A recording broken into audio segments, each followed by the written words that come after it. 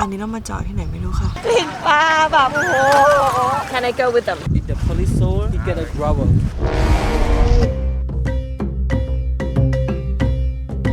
ปลาร้าเขมรนะคะดูดิ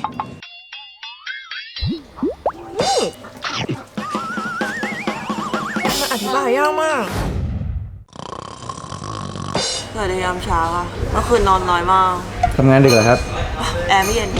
เหนื่อยคือนอนดึกจริงทำงานดึกแล้วก็ตื่นแต่เช้าเพราะว่าวันนี้เนี่ยมีภารกิจจะไปล่องเรือกับชาวประมงไปหาปลาอะไรกับเขานะคะที่โตนเลสาบแล้ววันนี้น่าจะเป็นวันที่ยาวนานนะเพราะล่องเรือหลายชั่วโมงเรียกได้ว่าห้ามเบลอถ้าเบลอมีตกเรือแน่นอนนะคะเวลาคนนอนน้อยๆหรือว่าต้องตื่นเช้ามากๆเขาแนะนำให้ดื่มแบรนด์ซุปไก่สกัดค่ะเพราะว่ามันจะช่วยให้สดชื่นไม่เบลอ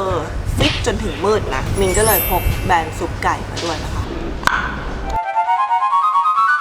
สำหรับคนที่ดื่มครั้งแรกนะคะมันก็ไม่ได้ยากอย่างที่คิดนะดื่มไปเรื่อยมันก็จะดื่มง่ายขึ้นเรื่อยๆค่ะพอดื่มมันก็จะ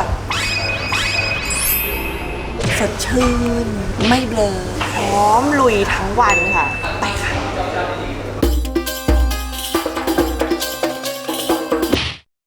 ตอนนี้เกิดปัญหาว่าชาวประมงที่ดีไว้โทรมาเมื่อเช้าบอกว่าไม่ว่างละอย่างวะตอนนี้ก็เลยต้องหาคนใหม่ค่ะ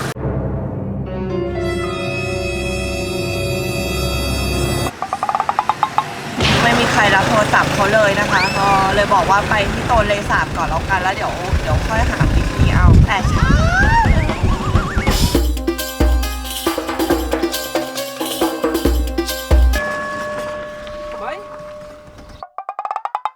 ตอนนี้เรามาจอดที่ไหนไม่รู้ค่ะ So we gonna get on the boat here Right, because the other village is no water, so that's why we just brought you right here because we still have some water. We still have water, so we can ride boat. But what about the fishermen the fisherman? Let me contact. Because I want to see like the fishermen in Tonle Sap. But that way, you know, we cannot fish in there. Normally on Sunday, can be people they do it. But I thought people on Tonle Sap they do fishermen their work. ตอนนี้มีปัญหาหนักมากชาวประมงที่ดีไว้ไม่ว่างละเขาบอกว่าเดี๋ยวจะไปที่ทะเลสาบข้างๆไม่รู้เหมือนกันเป็นความงงที่ไม่ได้เกิดจากความเบลอเป็นความงงที่เกิดจากความงงของคนอื่นนะคะคิดว่าน่าจะเป็นหมู่บ้านชาวประมงเพราะว่าอะไรรู้ไหมคะกลิ่นปลาแบบโอ้โหอบอวลมากเลยนะคะไม่รู้เหมือนกันว่าจะยังไงแต่คือตอนเนี้ยพยายามหาชาวประมงนั่นน่ะเห็นปะเขาแบกน้ำแข็งขึ้นเรือกันเอาไปแช่ปลาชัว Can you ask them are they going fishing สงสารไกด์ตัวเองเหมือนกันนะคะบางทีจะพูดภาษาเขมรได้นี่ลุยเองเลยเนี่ยอ๋อน้ำแข็งเมื่อกี้เขาอาจจะขายน้ำแข็งเฉยๆแล้วก็ไม่ได้เอาไปแช่ปลาก็ได้ What are these? Oh, ice. So they transport ice. Right, they transport ice to the middle of the lake. To the the middle of the lake. Why to the middle of the lake? Because they have the houses in there. They give to the seller. Can I go with them? They don't return. We find someone else to come back. Do they have like shrimp or something at home? This is like you have to go. With the big boat? Yeah, like, if you get inside on this kind of boat, if the police saw, you get a growl.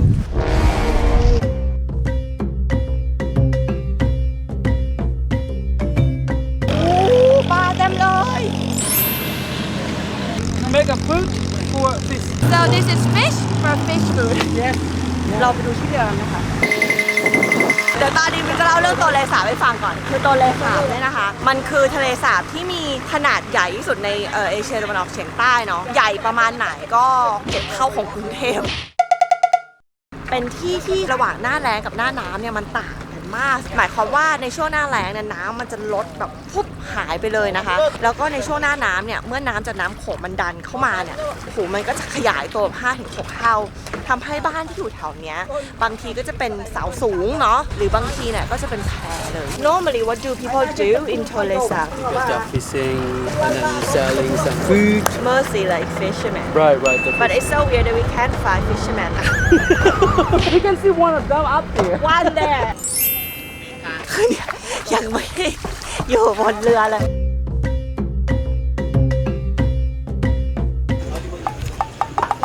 Are they cooking? Yes. You wanna do?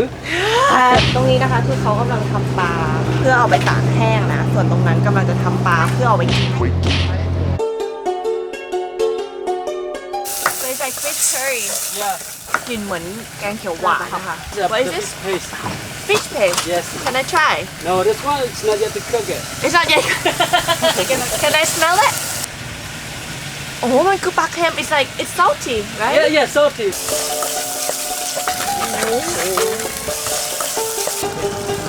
What is this? Sugar It's, right? you can smell it. I don't know how this Okay stand is. ข้าวคั่ว Are we eat with them? I will only taste Vừa hai cái chân này luôn mình phí. Đang nhắc bài đang cơm kia của bạn. Okay Thank you Có là đam kia đây. จะใส่อังเกียนใดลงไปด้วย ซึ่งก็ไม่รู้ว่าคืออะไร You use lots of vegetables Yes, Yeah of course. It's the nature. They don't use no chemical. Even when they're growing some like eggplant, they put the nature cow poop. They Yeah. put cow poop like a fertilizer Yeah. ตกใจเลย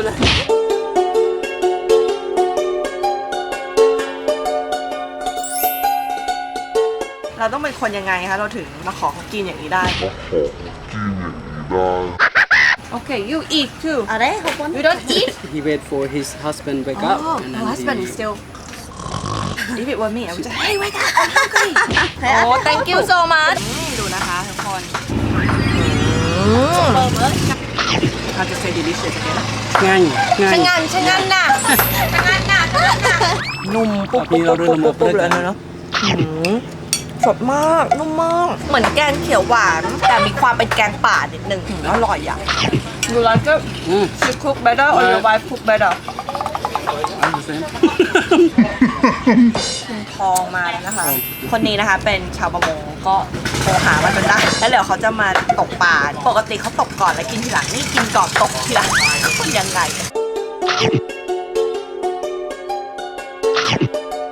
ออกุลแปลว่าขอบคุณนะคะ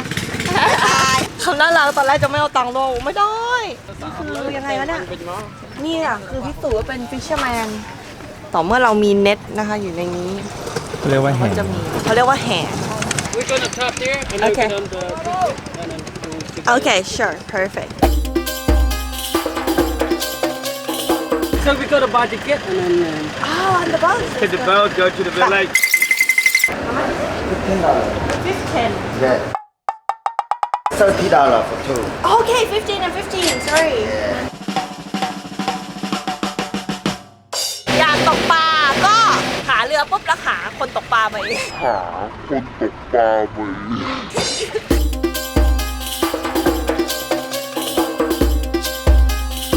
How did they do with electricity and the electric city. You can see that.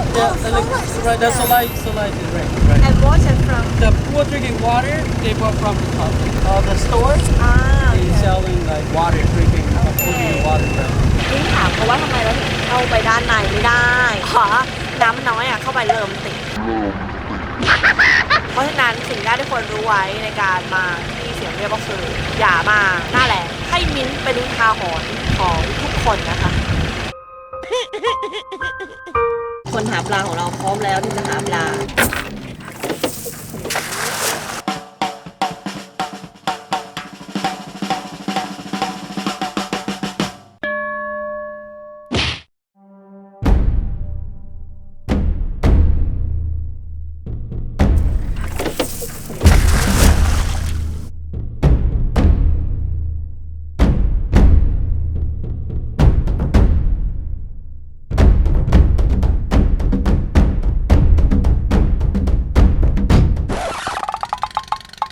มีปลาไม่เป็นไรแค่มีใจเธอก็พอเหลือโครงใช่ใครขยับตัวเนี่ย According from what I read they say there's so many fish in the lake is the amount of the fish decreasing or is it the same វាត្រីវាចាប់ផ្ដើមបាត់បង់ We have a lot of the fishing man. The fish cannot growing up, and also like the fishing like by electric. So that's why they kill all the tiny fish. Sometimes you get a lot of fish. Sometimes get a little bit. So normally he catch fish and he sell it យើងលក់ខ្លះហើយយើងទុកសម្រាប់ When he get a lot of fish, he can sell some and then keep some to make the fish paste. Sell some, keep some. We not sell at all. We keep it some for feed the families. ก็นั่นแหละค่ะทุกคนจริงทั่วโลกตอนนี้ก็น่าจะเป็นแบบนี้นะคือคนมันเยอะเกินแล้วเราก็ทำทุกอย่างเกินความพอดีทั้งหมดนะเราก็ส่วนใหญ่ก็ไม่ค่อยคิดถึงอะไรที่เป็นระยะยาวเนาะมนุษย์นี่เดือดจริงๆนะคะบอกเลยนะคะเดี๋ยวเราเข้าฝั่งกันดีกว่านี่ก็คือตกปลาไม่ได้เลยลงจากเรือแล้วก็พาออกไปที่บ้านแกนะคะมิ้นอยากกินพวกมันแบบปลาร้าปลาจองของที่นี่ค่ะแล้วเขาบอกว่าเดี๋ยวเขาทำเป็นคลิป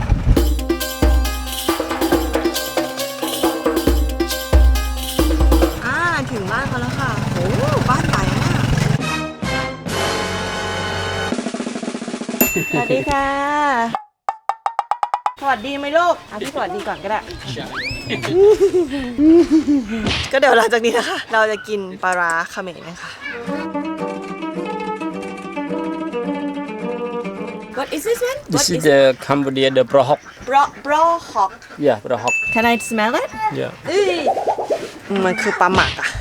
บราฮอกเนี่ยทำยังไงมินถามเขาแล้วคือเขาเอาปลาสดมานะคะแล้วก็เอาก้างออกเสร็จปุ๊บก็จะเก็บไว้ในถุงพลาสติกอะไรเงี้ยห่อไว้ทิ้งไว้2 วันจนมันเริ่มเน่านิดนึงเขาเรียก fermented นะคะแล้วหลังจากนั้นเนี่ยก็ไปผสมเกลือก็ไปตากแดดให้แห้ง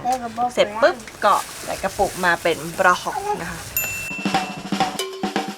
นี่นะคะเขาเอาบราฮอกเนี่ยค่ะห่อไว้แล้วเดี๋ยวเขาก็จะไปปิ้ง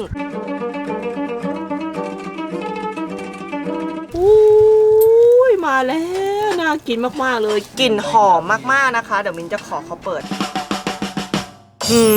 ดูดิ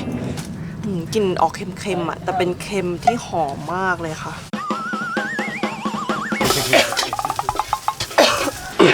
พริกเกลือเป็นอะไรที่อร่อยมากแต่ตอนผัดนี่คือทรมานจริง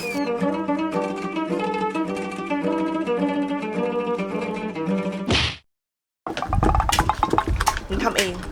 มินเก่งมินทำได้You have to go to cooking class. I did.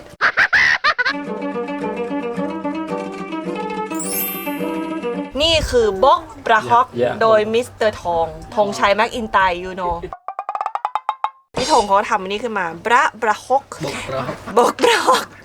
ก็จะเป็นส่วนผสมของปลาร้าพริกกระเทียมประมาณนั้นแล้วก็ใส่พวกเครื่องปรุงต่างๆแล้วก็ตำมะเขือเอามาตำมะเขือลงไปนะออกมาเป็นหน้าตาแบบนี้กลิ่นดีมาก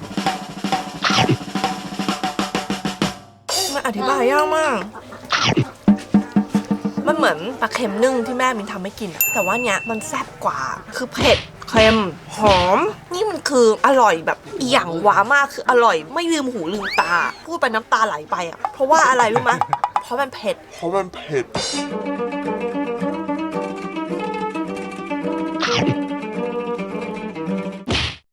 ตอนนี้มินมาอยู่ที่สนามบินเราเรียบร้อยนะคะเวลาประมาณ3 ทุ่มนิดๆอีกแบบหนึ่งต้องไปขึ้นเครื่องแล้วนะคะวันนี้ถือว่าเป็นวันที่ยาวนานมากนะเริ่มต้นอย่างว้ามากมีคลื่นตรงแต่ด้วยความร่วมมือร่วมแรงร่วมใจของทุกคนนะคะทริปนี้ก็จบไปได้อย่างสวยงามและถือเป็นหนึ่งในทริปที่มินประทับใจมากคนเขมรน่ารักมากโดยเฉพาะคุณเชแล้วก็มิสเตอร์ทองนะคะแล้วก็ต้องโดยเฉพาะอย่างยิ่งอีกมิสเตอร์ทองเพราะว่าเขาฝากบักบราฮอกมาให้มินบกบราฮอกจริงๆต้องขอบคุณแบรนด์ซุปไก่สกัดนะคะทำให้มิ้นเนี่ยโฟกัสดื่มตั้งแต่เช้าฟิตจนถึงมืดก็เดี๋ยวครั้งหน้านะคะมิ้นจะพาไปเที่ยวไหนก็รอติดตามแต่วันนี้มิ้นขอไปขึ้นเครื่องก่อนไม่อยากตกเครื่องบ๊ายบายกันทุกคน